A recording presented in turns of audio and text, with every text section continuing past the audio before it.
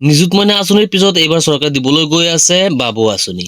এই বাবু আঁচনিখন যিসকল ছাত্ৰই হায়াৰ ছেকেণ্ডাৰী পাছ কৰি BA first sem, second sem, third sem নাইবা MA কোৰ্চ কৰি আছে সেইসকল ছাত্ৰক দিব 2000 আৰু 1000 টকা। কিন্তু এই বাবু আঁচনিখন প্ৰতিজন বাবুক কিন্তু দিয়া নহ'ব। বছৰি 4 লাখতকৈ কম উপাৰ্জন হয় সেই পৰিয়ালৰ ছাত্ৰবোৰকহে দিয়া হ'ব এই আঁচনিৰ ধন। এই আঁচনিখন আৰম্ভ কৰিব ফেব্ৰুৱাৰী মাহৰ পৰা। বাবু আঁচনি হৈছে অসম চৰকাৰৰ এটা আৰ্থিক সহায়মূলক আঁচনি, যাৰ জৰিয়তে বিদ্যালয় আৰু মহাবিদ্যালয়ত অধ্যয়ন কৰা ছাত্ৰসকলক শিক্ষা আগবঢ়াবলৈ আৰ্থিক সহায় প্ৰদান কৰা। এই আঁচনিৰ মূল লক্ষ্য হৈছে এই আঁচনিখন যে চৰকাৰে বাবুসকলক দিব, ইয়াৰ মূল উদ্দেশ্য বা লক্ষ্য হৈছে শিক্ষাৰ পৰা কোনো ছাত্ৰক বঞ্চিত নকৰা। 2 নম্বৰতে আছে পৰিয়ালৰ আৰ্থিক বোজা কমোৱা। 3 নম্বৰতে আছে শিক্ষাৰ মানদণ্ড উন্নত কৰা। যিসকল বাবুৱে এই আঁচনিখন লাভ কৰিব সেইসকলৰ কিছুমান যোগ্যতা থাকিব লাগিব।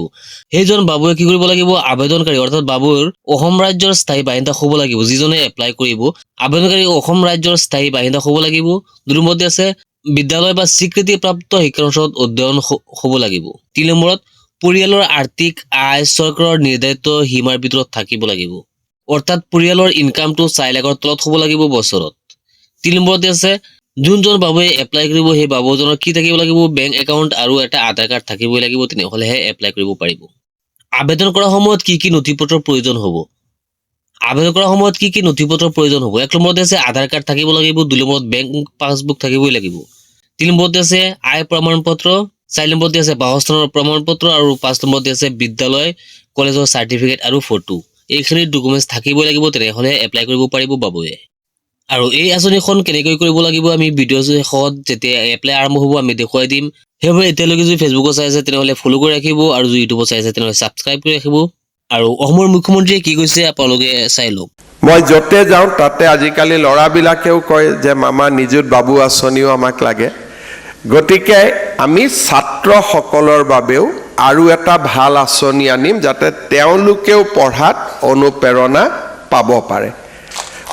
অৰ্থাৎ আমাৰ চৰকাৰখনৰ লক্ষ্য হ'ল যে অসমত আমি এটা এডুকেশ্যনেল এনভাইৰনমেণ্ট বা শৈক্ষিক পৰিৱেশ এটা নিৰ্মাণ কৰিব লাগে। মই য'তে যাওঁ তাতে আজিকালি ল'ৰাবিলাকেও কয় যে মামা নিযুত বাবু আঁচনিও আমাক লাগে। গতিকে ছাত্ৰসকলৰ বাবেও আৰু এটা ভাল আঁচনি আনিম যাতে তেওঁলোকেও পঢ়াত অনুপ্ৰেৰণা পাব পাৰে। অৰ্থাৎ আমাৰ চৰকাৰখনৰ লক্ষ্য হ'ল যে অসমত আমি এটা এডুকেশ্যনেল এনভাইৰনমেণ্ট বা শৈক্ষিক পৰিৱেশ এটা নিৰ্মাণ কৰিব লাগে।